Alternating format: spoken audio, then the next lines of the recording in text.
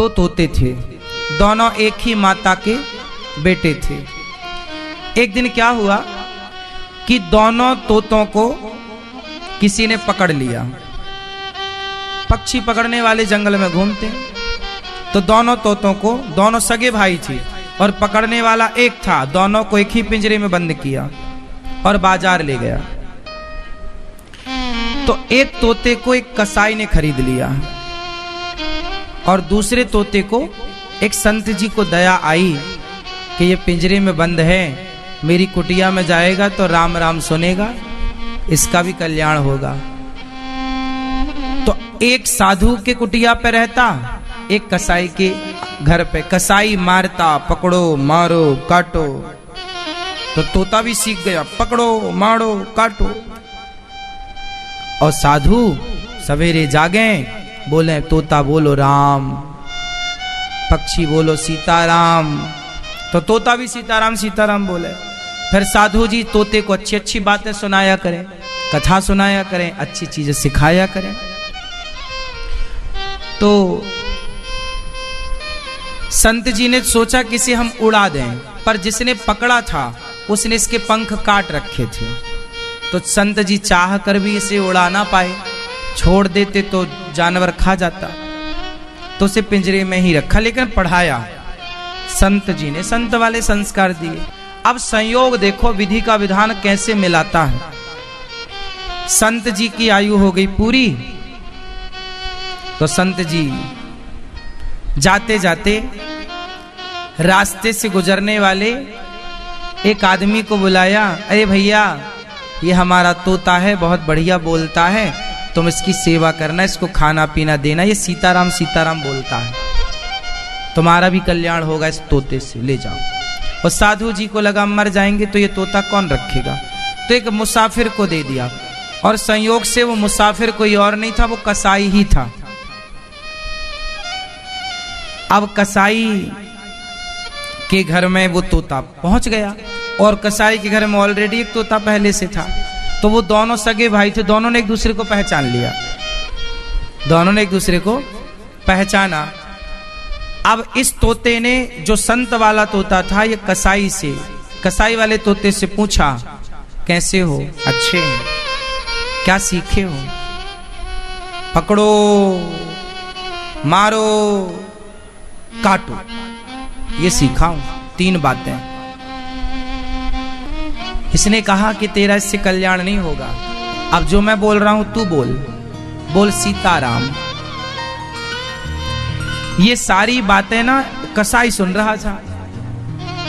कसाई बोला इसके तो अच्छे पैसे मिलेंगे, तो कसाई दोनों तोतों को राजा के पास लेके गया।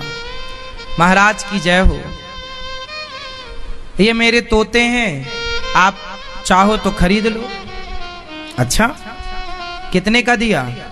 ये तोता तो है 1 रुपए का, ले लो आप। कसाई ने अपना वाला तोता 1 रुपए का, और ये जो दूसरा वाला है इसका 1 लाख रुपए लूंगा।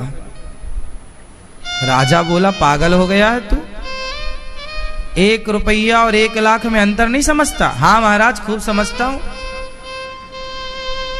दोनों तोते तो एक से हैं, अंतर इतना कैसे है? महाराज आप तो रख लो, 2-4 दिन रखना दोनों को, बाद में पैसा देना। आपको लगे कि ये इस लायक है तो देना, वरना वापस कर देना, मैं तोते ले जाऊंगा। अच्छा ठीक है, ये बात ठीक कही तुमने, पहले मैं 2-4 दिन रखता हूं, फिर कीमत बाद में दूंगा। राजा ने 1 रुपए वाले तोते को तो अपने द्वार के बाहर लटकाया, और जो 1 लाख रुपए वाला तोता उसको कमरे में रखा, अपने कमरे रूम में।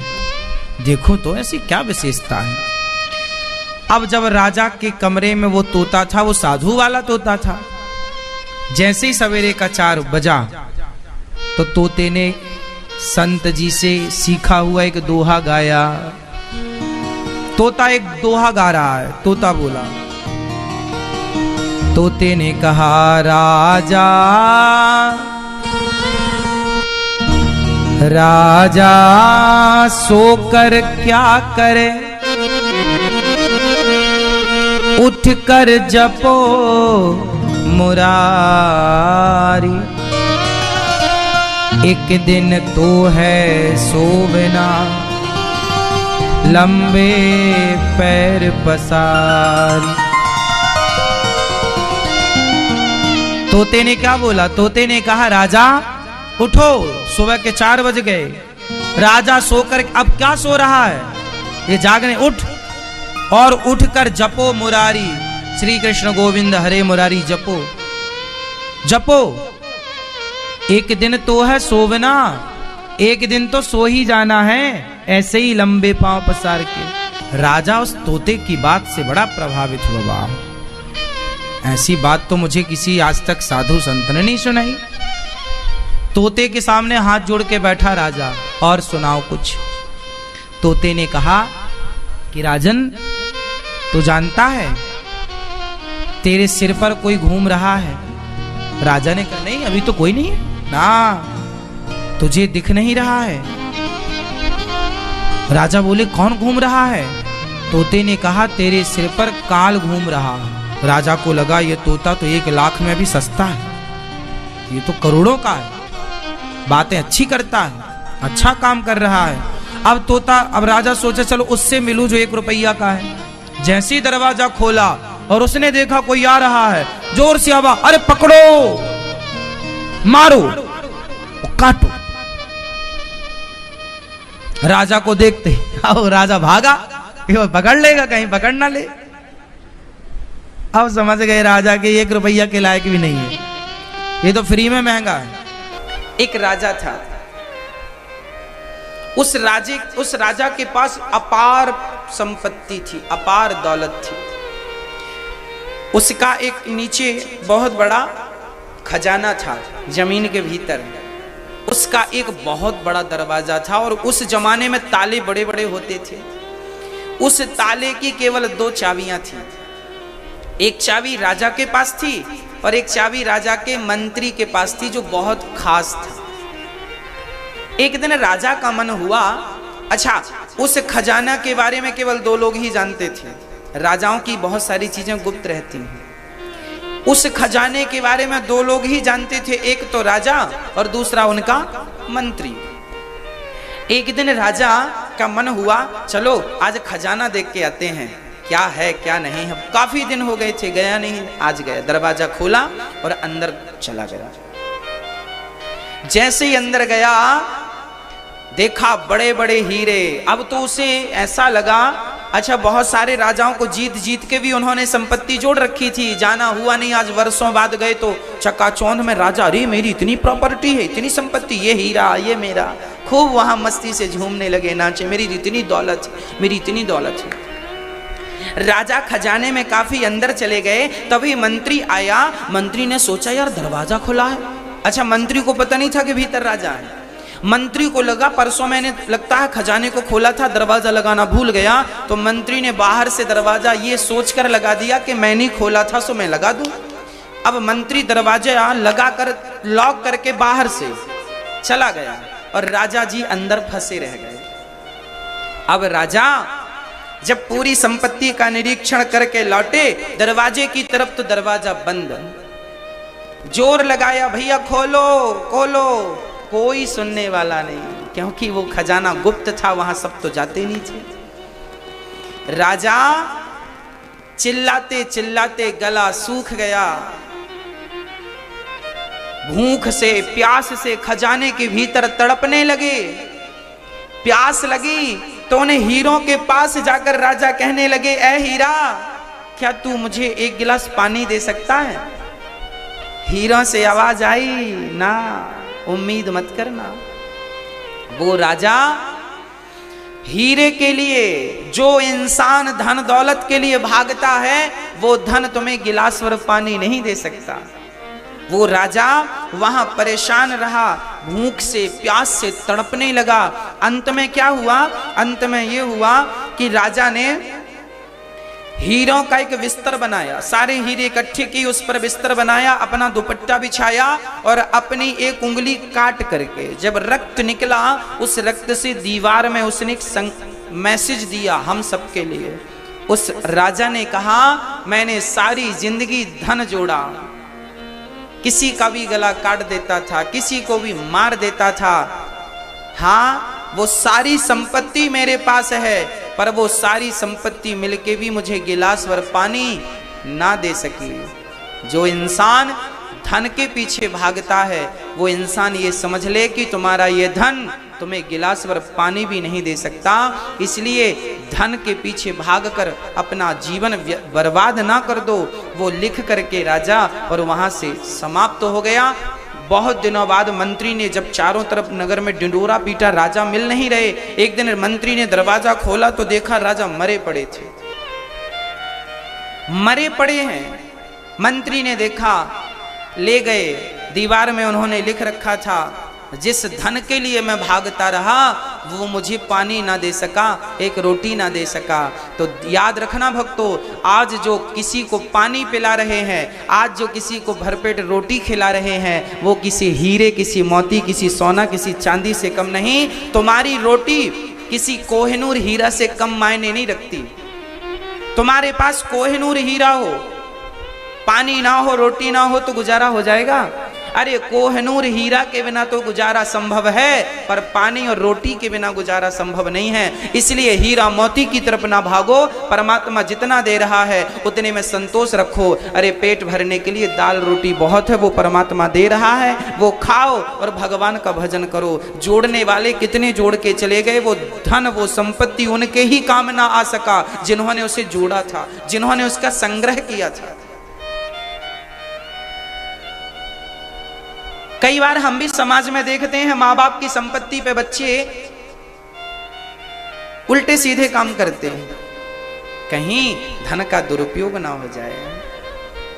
आज अपनी सारी इच्छाओं को समाप्त कर दिया गोपियों ने, और एक इच्छा को बचा के रखा, केवल कृष्ण से मिलने की इच्छा।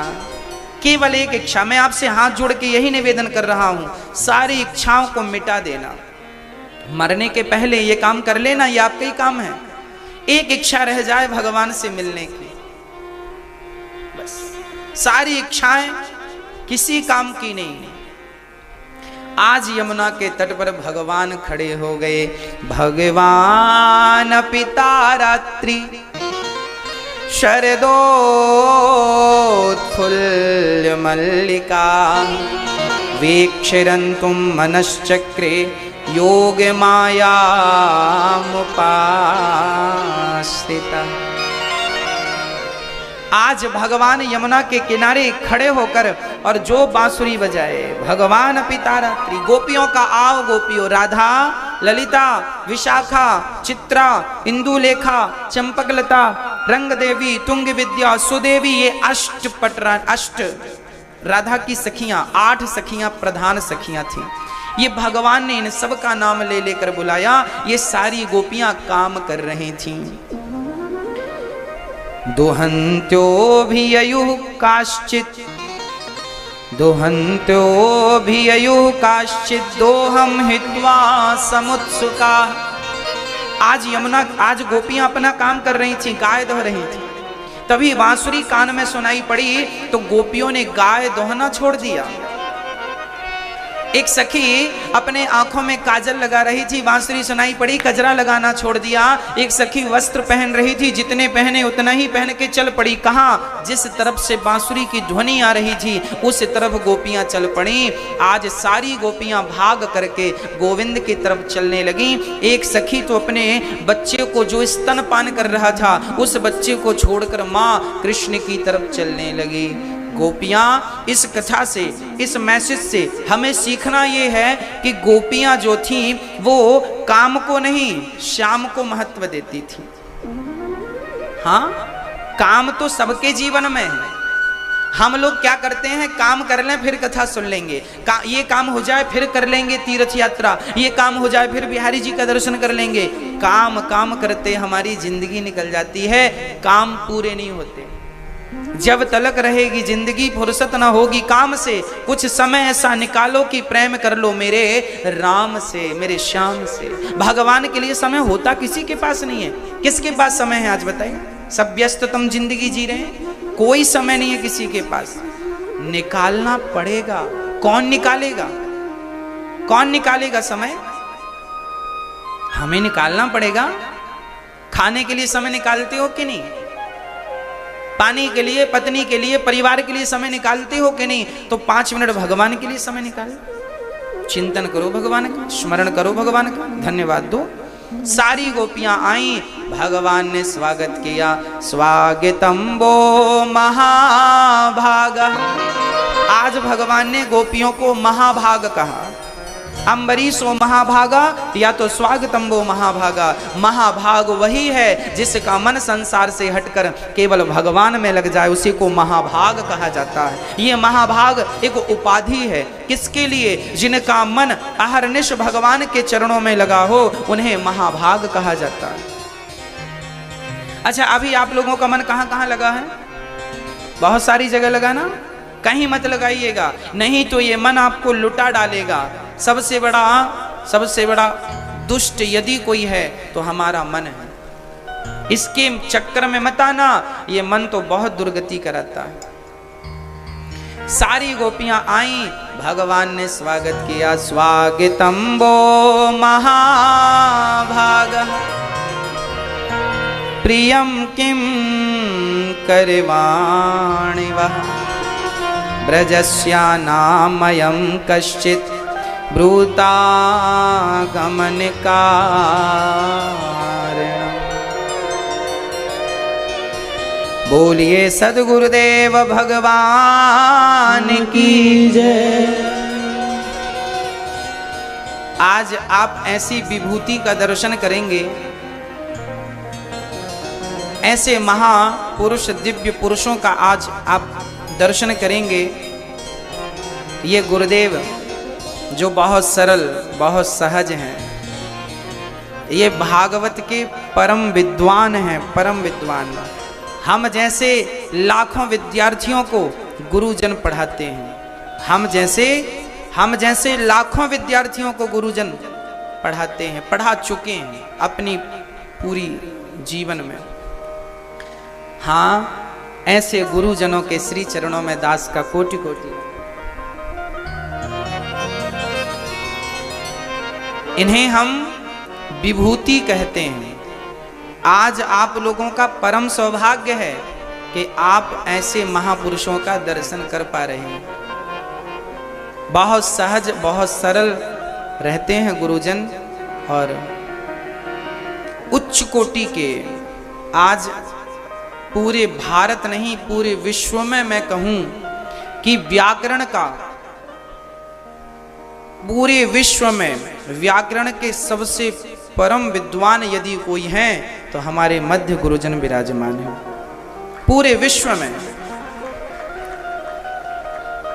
महाभाष्य जैसे महाग्रंथ, नाम सुना आपने कभी? महाभाष्य जैसे महाग्रंथ को गुरुजन अपनी वाणी से विद्यार्थियों को पढ़ाते हैं।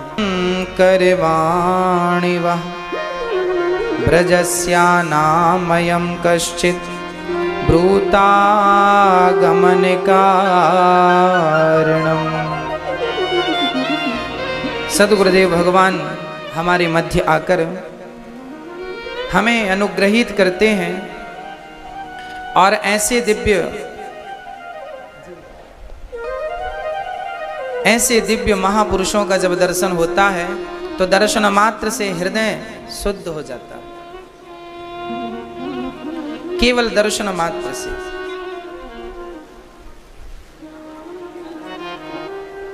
आज भगवान ने सारी गोपियों का स्वागत किया। देवियों आओ और ये बताओ कि आने का उद्देश्य क्या है, आने का हेतु क्या है, हमें बताओ। तब गोपियों ने कहा, प्रभु आपने तो पहले हमें बुलाया और अब आप ही पूछ रहे हो क्यों आए हो? हाँ, आपने ही तो हमें बुलाया है। आप इसलिए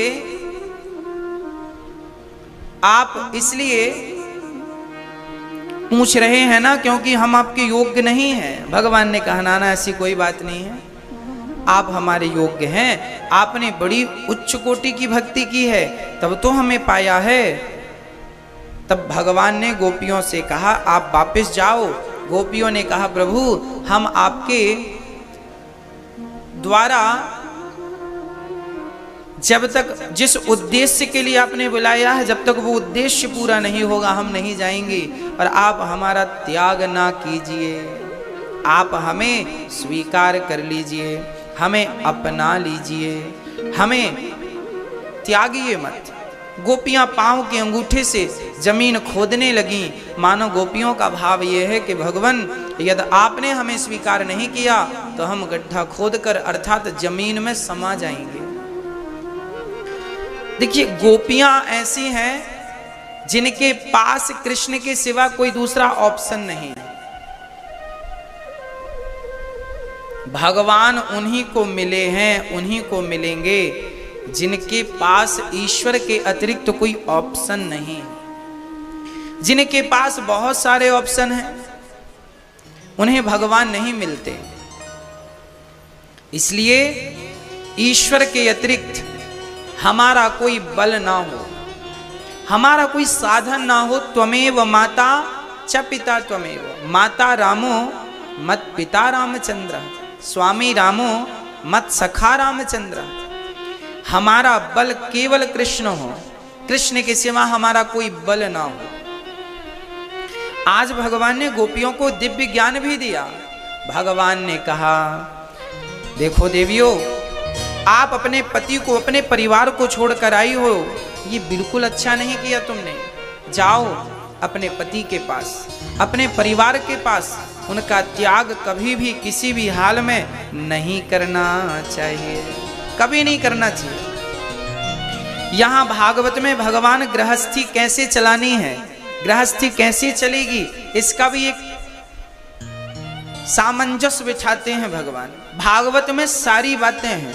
भगवान की प्राप्ति करने वाले को भगवान की प्राप्ति का चरित्र है। अच्छा, गृहस्थी वालों को गृहस्थों की बातें भी हैं। यहां भगवान कहते हैं, दोहशीलो दुर्भगो वृद्धो जड़ो रोग्य धनो पिवा। पति कैसा भी हो, अंधा हो, लंगड़ा हो, बहरा हो, काना हो, कभी भी नारी को अपने पति का त्याग नहीं करना चाहिए। मैया जी, ओ मेरी माँ, पति क्या होता है आपके लिए? क्या बोलो मैया जी, आप बताओ क्या होता है पति? भगवान होता है।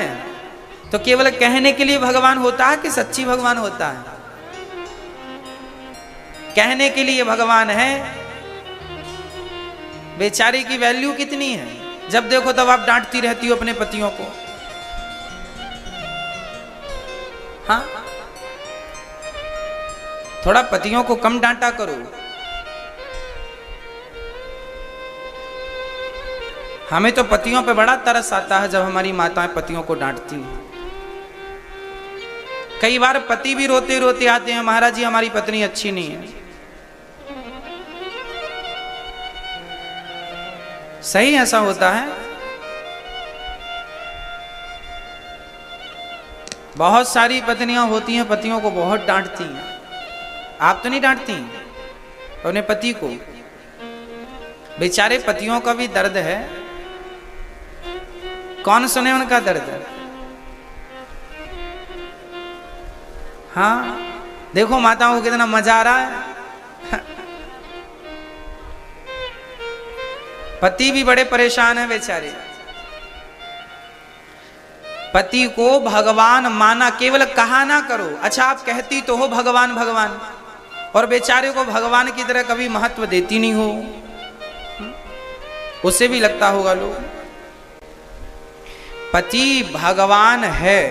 कैसे?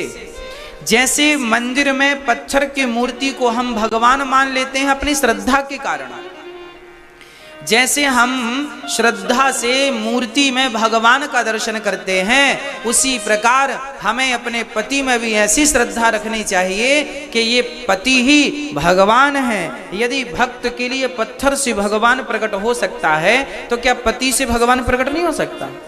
ईश्वर तो सर्वत्र है। यदि भगवान सब जगह है तो क्या पति के भीतर नहीं है? इसलिए पति के भीतर भी भगवान है और पत्नी के भीतर भी भगवान है। इसलिए पुरुष को चाहिए कि वो अपनी पत्नी का सम्मान करे और नारी को चाहिए कि वो अपने पति को भगवान मानकर उसकी पूजा करे। पति के बिना जीवन अधूरा माना जाता है, इसलिए हर नारी को चाहिए पति की सेवा करे। पति अंधा हो, लंगड़ा हो, बहरा हो, काना हो, गूंगा हो, कैसा भी हो, पति पहले ही देख के करो शादी, और फिर जब मिल गया है, अच्छा मिले या बुरा मिले, उसकी सेवा करो, उसके बन करो, खत्म बात। पतिव्रता नारी तो उसकी सेवा करती है। अब एक मैया बोली, गुरुजी हम तो बड़ी सेवा करते हैं, पति की पांव दबाते हैं, आरती उतारते हैं, पर वो पी के आता और हमें गाल में 2-4 थप्पड़ जमा देता है। अब हम क्या करें? ऐसे पति को हम क्या करें जो हमें मारता है, हमें डांटता है, हमें दुत्कारता है? कोई बात नहीं, पतियों को चाहिए कि नारियों का सम्मान करें। गृहस्थी की गाड़ी एक तरफ से नहीं, एक पहिए से नहीं, दोनों पहियों से चलती है। पत्नी भी ठीक हो, पति भी ठीक हो, पत्नी भी समझदार हो, पति भी समझदार हो। अच्छा, आप लोग समझदार हैं कि नहीं हैं? आप लोग बहुत समझदार हैं। एक अच्छा पति, देखो ये हमारे जीवन में 2 चीजें होती हैं। एक तो हमारी पॉजिटिव सोच होती है, सकारात्मक, एक नेगेटिव थिंकिंग होती है, नकारात्मक, मतलब नकारात्मक सोच। एक सकारात्मक सोच है, एक नकारात्मक। आज अधिकतर लोग नकारात्मक ज्यादा सोचते हैं, नेगेटिव ज्यादा सोचते हैं, जबकि सोचना पॉजिटिव चाहिए। आज मैं दोनों सोच आपके सामने रखता हूं, आप दोनों पे विचार कीजिएगा। एक पत्नी अपने पति से कहती है तुम जानवर हो। पत्नी को गुस्सा आ गया होगा पति पर, तो पत्नी ने कह दिया तुम जानवर हो एक नंबर के। अच्छा, इस पे पति को गुस्सा आना चाहिए था कि नहीं? बोलो हाँ या ना? मैया जी आना चाहिए, पर पति बहुत समझदार था। इतना समझदार था कि बेचारे को गुस्सा नहीं आया। उसने कहा तुम ठीक कह रही हो, हमें जानवर, तुम हमारी जान हो, हम तुम्हारे वर बराबर जानवर, जान प्लस वर बराबर जानवर। जानवर की उसने अच्छी व्याख्या कर ली। अर्थात पति कैसा था? पति पॉजिटिव था, सकारात्मक था। हाँ, पत्नी कभी कुछ कह दे तो पति को उसे पॉजिटिव लेना चाहिए, मुस्कुरा देना चाहिए। और कभी पत्नी कुछ कह दे तो पति मुस्कुराए, कभी पति कुछ कहे तो पत्नी को भी मुस्कुरा देना चाहिए। अर्थात तुरंत की तुरंत बातें खत्म कर देनी चाहिए, गंदी बातें, बुरी बातें। कहीं वो बातें झगड़े का रूप ना ले लें, कहीं वो बातें छोटी छोटी बड़ी ना बन जाएं, क्योंकि अभी तो छोटी हैं, उन्हें खत्म किया जा सकता है, दबाया जा सकता है, मिटाया जा सकता है। वही बातें कल को बड़ी हो जाएंगी तो तुम्हारे पांव का कांटा बन जाएंगी। इसलिए मैं आपसे बहुत जिम्मेदारी से प्रार्थना करता हूं कि छोटी बातों को जल्दी खत्म कर दो। हाँ, एक पति महाराष्ट्र के एक संत थे, नाम था तुकाराम। उनकी पत्नी बड़ी दुष्ट प्रकृति की थी। एक दिन तुकाराम जी सत्संग कर रहे थे, पत्नी आई और टूट पड़ी। क्यों जी, तुम्हारा कोई काम धाम नहीं हो? दिन भर बैठे भगवान का नाम जपते हो, भगवान खाने को देगा क्या? कमाते क्यों नहीं हो? पड़े रहते हो घर में। बहुत डांटा, सबके सामने डांटा। तुकाराम जी को गुस्सा नहीं आया।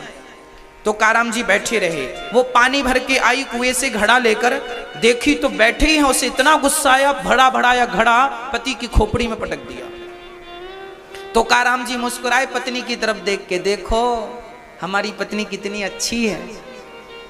हमने सुना था जो गरजता है वो बरसता नहीं, जो बरसता है वो गरजता नहीं। मेरी पत्नी ऐसी है, पहले आके गरज गई, बाद में आके बरस गई।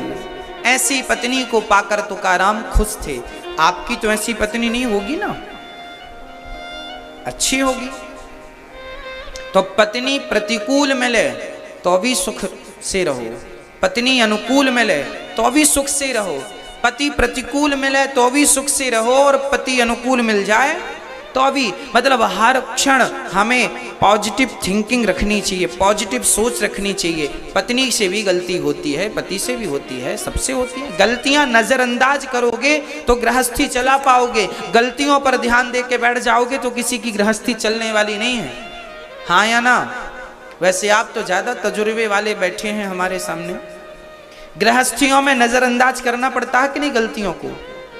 बाप को बेटे की गलती नजरअंदाज करनी पड़ती है, पत्नी को पति की गलती और पति को पत्नी की गलती। चलो हो गया, अब नहीं होगा, खत्म करो बात, आगे चलो, खुश रहो, प्रसन्न रहो। गलतियां की है तो कोई बात नहीं, गलती को स्वीकार करो और सुधार करो। जीवन में दो चीज आपने सीख ली तो कभी कभी किसी का झगड़ा नहीं होगा। पहली बात, गलती हो गई तो उसे स्वीकार कर लो, और स्वीकार ही नहीं सुधार कर लो। मतलब जो गलती हो गई है वो दोबारा दोहराई ना जाए। गलती पत्नी से हुई, स्वीकार कर लो, हाँ हाँ गलती। कई बार झगड़े किस बात की, गलती मैंने की फिर भी मैं स्वीकार नहीं करता, नहीं नहीं मैंने तो की नहीं, मैंने तो की नहीं। आदमी पत्नी गलती की स्वीकार नहीं करती, ना पति गलती स्वीकार करता है, जबकि चाहिए ये कि पत्नी भी गलती स्वीकार कर ले, हाँ हाँ गलती हो गई, अब नहीं करेंगे गलती, खत्म, इतना ही तो कहना है। पर इतना नहीं कह पाता अपने एटीट्यूड के कारण आदमी, अपना अहंकार के कारण आदमी इतना नहीं कह पाता कि गलती हो गई अब नहीं करेंगे। दो शब्द बोल के बात खत्म हो सकती है, पर ये शब्द ना बोल के अपनी सफाई में पुथन्ना लिख दिए जाते हैं, लंबी चौड़ी बातें की जाती हैं, इससे संबंध कच्चे हो जाते हैं। जबकि संत जन कहते हैं, रही मन धागा प्रेम का मत तोड़ो, चटिकाए टूटे से फिर ना जुड़े, जुड़े तो गांठ पड़ जाए। ये गृहस्थी के धागे बड़े कच्चे होते हैं, इन्हें तोड़िएगा मत, कोशिश करिए टूटे ना, जुड़े रहे, है ना? तो आज से आप लोग अपनी गलती स्वीकार करोगे कि नहीं मैया? वैसे आप करती थी, और निवेदन मेरा, गलती स्वीकार करो। आपका पति कहता तुमने ये गलती की, तो आप ये मत कहो नहीं मैंने नहीं की, सीधे कहो हाँ मैंने कर दी है गलती। यदि आपको गलती लग रही है इस काम से, भाई मैंने ये गिलास उठा करके यहाँ की गिलास यहाँ रख दी, अब पति कहता है तुमने गलती कर दी, आप कहोगे नहीं नहीं वो तो मैंने साफ सफाई की तो ये गिलास उठा के यहाँ रख दी। आप तो ठीक कह रही हो कि आपने ठीक किया, पर पति कह रहा है कि गलती की, तो कह दो हाँ हाँ ठीक गलती हो गई, अब नहीं करेंगे, ध्यान दे दो, खत्म करो बात। अब उसमें नहीं नहीं मैंने तो ठीक किया, मैंने क्या गलत किया, गिलास यहाँ की यहाँ रख दी, मैं तो साफ सफाई करनी थी, नहीं नहीं वहीं रखना था, लो झगड़ा कर लो। फिर छोटी छोटी बातें हैं, समझदारी से समाप्त हो सकती है, कर लो। पति गलती करता है, तुम ध्यान मत दो, तुम गलती करो, वो ध्यान मत दे, खत्म बात। गलतियां करो, स्वीकार करो, सुधार कर लो, खत्म बात। तो आप गलती करेंगे तो क्या करेंगे? बोलो, आप गलती करेंगे तो क्या करेंगे? स्वीकार करेंगे। पहला है स्वीकार करना, मैंने गलती की है। अच्छा, आपसे कभी गलतियां होती हैं कि नहीं? बोलो हाँ या ना। कई लोग ऐसे हैं मानते नहीं कि मैंने गलती की। हाँ, इनको भगवान अगले जन्म में बबूल का पेड़ बनाता है, खड़े रहो कांटों से भरे हुए। हाँ, गलती स्वीकार करो। और दूसरा पॉइंट क्या है? गलती स्वीकार करो, पहला पॉइंट। दूसरा क्या है? स्वीकार करो प्लस सुधार करो। स्वीकार करो प्लस गलती स्वीकार करो प्लस सुधार करो। यदि आपने गलती स्वीकार करके सुधार कर ली, घर स्वर्ग बन जाएगा। ये दोनों पे लागू होगा, पत्नी पर भी और पति पर भी, जिठानी पर भी और देवरानी पर भी, सास पर भी और बहू पर भी, सब पे लागू होगा ये। खत्म करो इन चीजों को। हाँ, प्रेम से रहो। जिंदगी का भरोसा नहीं है। आदमी के पास जब तक समय रहता है ना, झगड़े में समय लगाता है, और आदमी मर जाए तो फिर रोता है। थोड़ा सा समय होता तो बात कर लेते, ये होता तो वो कर लेते, ये होता तो ऐसी बात कर लेते। ऐसा होता है, आदमी रोता है बाद में। माँ जब तक जिंदा होती है ना, बच्चे सेवा नहीं करते। हाँ, माँ जब तक जिंदा होती है बच्चे सेवा नहीं करते। माँ भूखी है, प्यासी है, देखते नहीं है। और माँ मर जाएगी ना तो रोने चले जाएंगे बच्चे, मेरी माँ मर गई, माँ मर गई, माँ। काहे रो रहे हो? किस चीज का क्यों ढोंग कर रहे हो भाई? जब तुम्हारी माँ को तुम्हारी जरूरत थी तब तो तुमने शक्ल दिखाई नहीं, तब तो पांव दबाए नहीं, तब तो पानी पिलाया नहीं, तब तो रोटी खिलाई नहीं। अब रोने चले आए तो तुम क्यों आ गए? रोने वालों की कमी थी जो तुम आ गए। हाँ, बहुएं जब तक सास जिंदा, सारी बहुएं नहीं, बहुत सारी बहुएं जब तक सास जिंदा होती है, बहुत सारी बहुएं ऐसी हैं मैं जानता हूं, बहुएं सास को पानी नहीं पिलाती। बूढ़ी सास अकेले बनाकर खाती है, बुढ़ापे में अकेली पानी भरती है। बहू देखती हुई भी नजरअंदाज कर देती है कि मेरी सास बूढ़ी है, घुटनों में दर्द है, खड़ा हो या नहीं जाता। वो बुढ़ापे में रोटी बनाकर खाती है, तुम्हें दया नहीं आती। और वही सास जब मरती है ना, तो ये बहू जो गिलास भर पानी नहीं पिलाती थी, 2 रोटी नहीं खिलाती थी, ये बहू फ्रंट में बैठ के रोती है।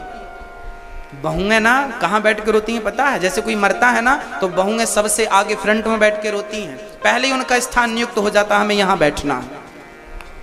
पहले से प्लानिंग चलती है, मरेगी सास तो बैठेंगे कहाँ, वो जगह पहले से नियुक्त होती। कोई बैठ भी गया तो हटा देगी, चल तू कहाँ बैठ गई, मैं बैठूंगी, और फिर रोएगी वो दहाड़ दहाड़ के। ये वही बहू है, सास जिंदा थी, पानी नहीं पिलाया, मर गई तो बाल्टियों से आंसू बहा रही है। देखो जरा नौटंकीबाज को। ऐसी बहुओं की भी हमारे भारत में कमी नहीं है। गिलास भर पानी महंगा है, 2 रोटी महंगी है, आंसू सस्ते आंसू बहा देती है। हाँ या ना? समाज में ऐसा होता है कि नहीं? ऐसा तो नहीं मैं गलत बोल रहा हूं, होता है कि नहीं? होता है, मैंने भी देखा है। इसलिए जीते जी इंसान की कद्र करो। मेरे मरने के बाद जब ये अनिरुद्धाचार्य मर जाएगा, तब मेरे मरने पे बहुत लोग रोएंगे, पता है आपको? मुझे पता है मेरे मरने में बहुत लोग रोएंगे। हाँ, रोने वालों की कमी नहीं होगी, पर मैं उन्हें महान मानता हूं जो मेरे जीते जी मेरे कंधे से कंधा मिलाकर मेरा साथ देते हुए मेरे संग चल रहे हैं। मैं उन्हें सम्मान करता हूं, मैं उन्हें आदर करता हूं। मैं जिंदा हूं तो मेरे से 2 बात कर लो, थोड़ा सा हम सब मिलके एक अच्छा काम कर लें। यदि मेरा भाव सेवा करने का है, मेरी वृद्ध माओं की सेवा करने का, अन्न क्षेत्र चलाने का, दवाई हॉस्पिटल बनाने का, इस कार्य से जो मेरे संग कोई 1 रुपए देकर सहयोग कर रहा है, कोई 1 लाख, जिसकी जैसी शक्ति है उस प्रकार का योगदान मेरे जीते जी, मेरे सपने को हम सभी, मैं सपना देखता हूं तो अपने लिए तो नहीं देख रहा हूं कि मैं अपने लिए मेरा कोई सपना हो। मेरे अपने सपने के लिए मैं कभी सोचता नहीं हूं, मैं तो वही सपने देखता हूं जिससे मेरे देश का कल्याण हो, जिससे मेरे देश के लोगों का भला हो, जिससे मेरी माओ का भला हो, जिससे मेरी माओ की मरने के बाद तुम ना दोगे तो कंधा तो देने वाले मिल ही जाएंगे।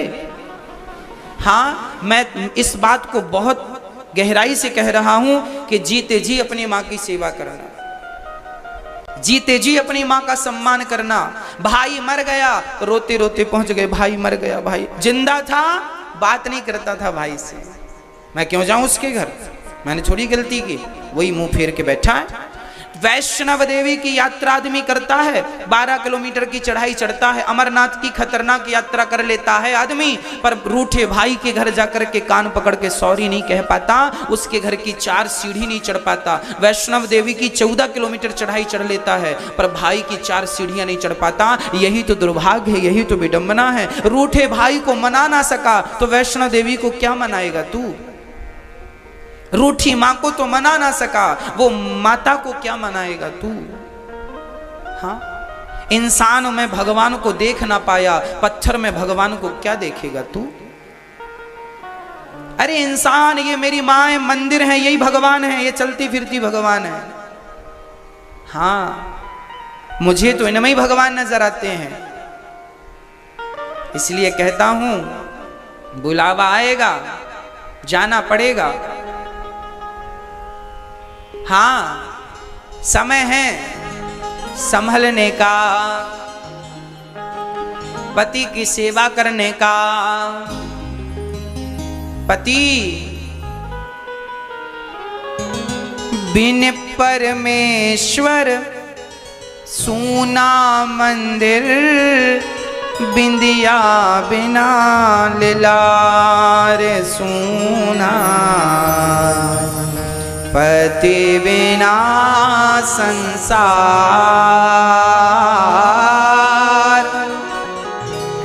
बिन परमेश्वर सूना मंदिर, बिंदिया बिना लीलार सूना, पति बिना संसार।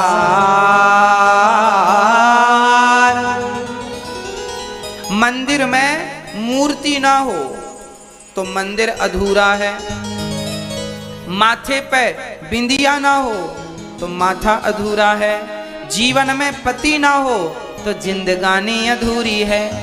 इसलिए मंदिर में भगवान, माथे पे बिंदिया और जीवन में पति होना आवश्यक है। इसलिए पति है ना आपका, सेवा कर लो, बाद में रोना मत।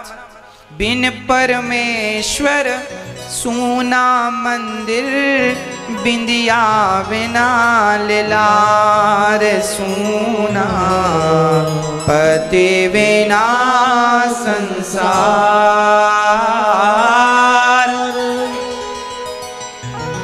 पति ही जप है, हमारे ग्रंथों में पति का महत्व कितना है। पति ही जप है, पति ही तप है, पति ही है करतार। पति से ही पत इस तन की है, पति बिन विपति हजार सूना, पति बिना संसार। एक पति व्रत रहे जगत में, सब व्रत हैं बेकार। नारी का एक ही व्रत होता है, कौन सा? नारी को सोमवार नहीं, मंगलवार का व्रत नहीं, बुधवार का नहीं, गुरुवार का नहीं। आप सारे व्रत करो ना करो पर पतिव्रता बन जाओ। पतिव्रता कैसी है? अच्छा, पतिव्रता नारी किसे कहते हैं? मैया जी आप बताओ, आप सबसे बूढ़ी हो, बताओ पतिव्रता नारी किसे कहते हैं? हाँ, नहीं आपसे पूछ रहे हैं। बताओ पतिव्रता नारी किसे कहते हैं? मैया आप बताओ। नाय पतो?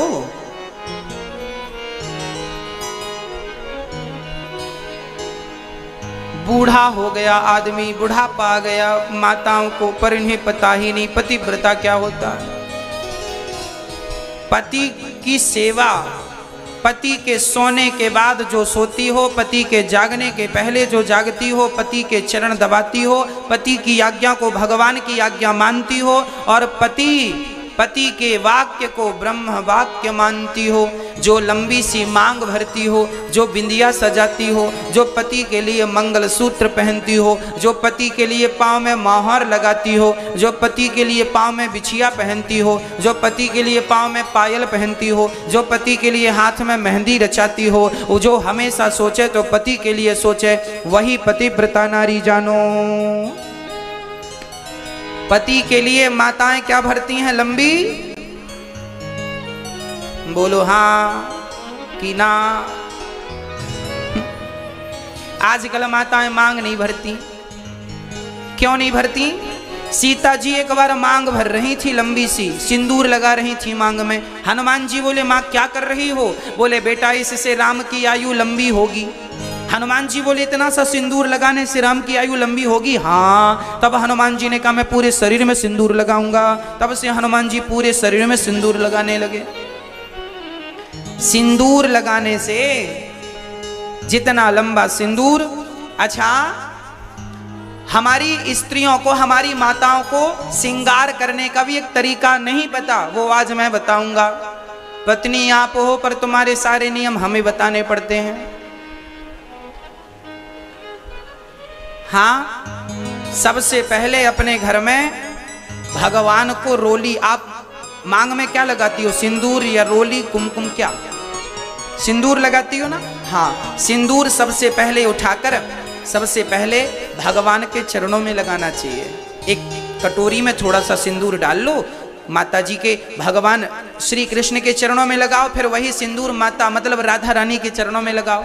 घर में राम दरबार है तो राम जी के चरणों में लगा के फिर सीता जी के चरणों में लगाओ, फिर वही सीता जी के चरणों में जब सिंदूर लगा दोगे, या दुर्गा माता हो तो माता जी के चरणों में लगाना, माथे पे नहीं, चरण में। जब आप अपनी कटोरी का सिंदूर थोड़ा सा, ऐसा नहीं कि पूरी डिब्बी ना, डिब्बी से सिंदूर एक कटोरी में निकालना चाहिए, फिर वो भगवान को लगाना चाहिए।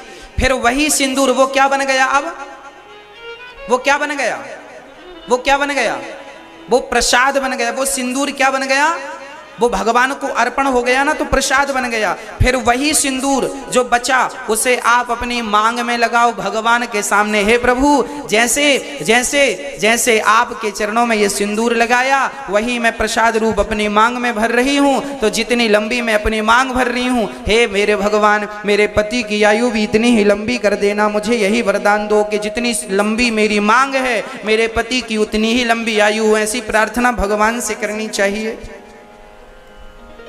पर घोर कलयुग चल रहा है, मांग ही नहीं भरी जाती। हाँ, इसलिए मेरी माँ, हमारी परंपराएं जो शास्त्रोक्त परंपराएं हैं, उन्हें निभाना हमें पड़ेगा। अरे हम ही उनका पालन नहीं करेंगे तो कौन करेगा।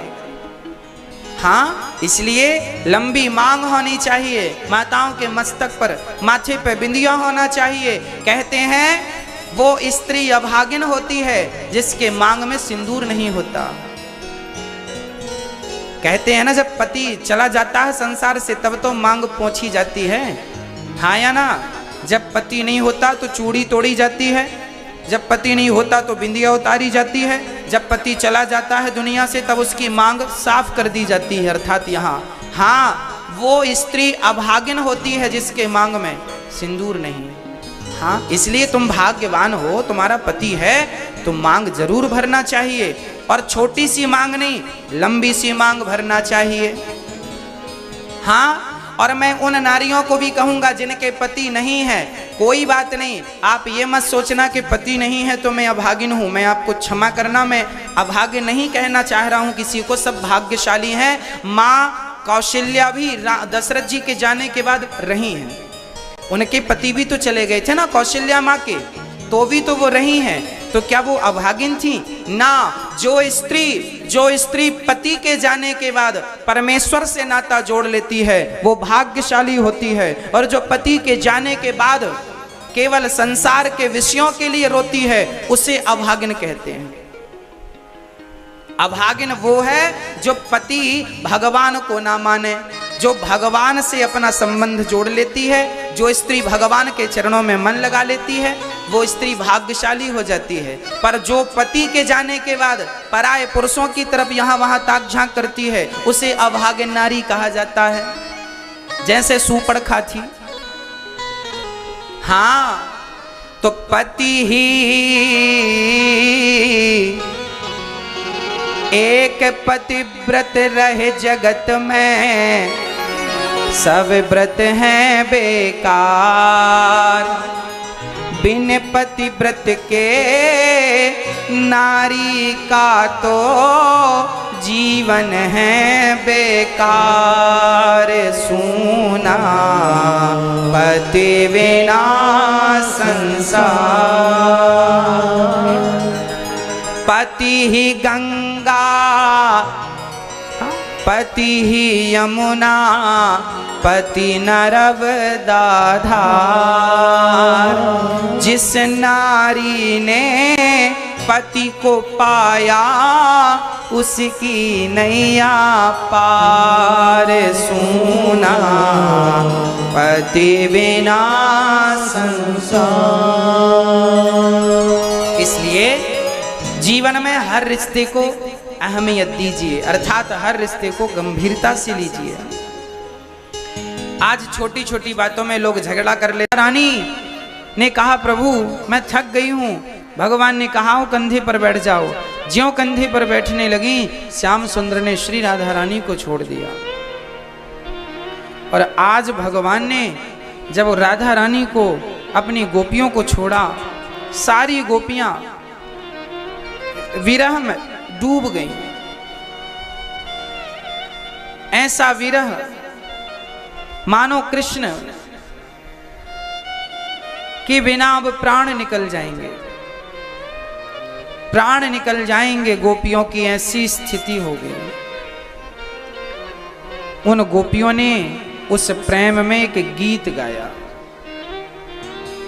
सारी गोपियां लता पता, हे तुलसी बता मेरे मनमोहन कहाँ चले गए, हे यमुना बता, हे कदम तू बता मेरे मनमोहन कहाँ चले गए। क्या क्या हम उनके बिना जी सकेंगी?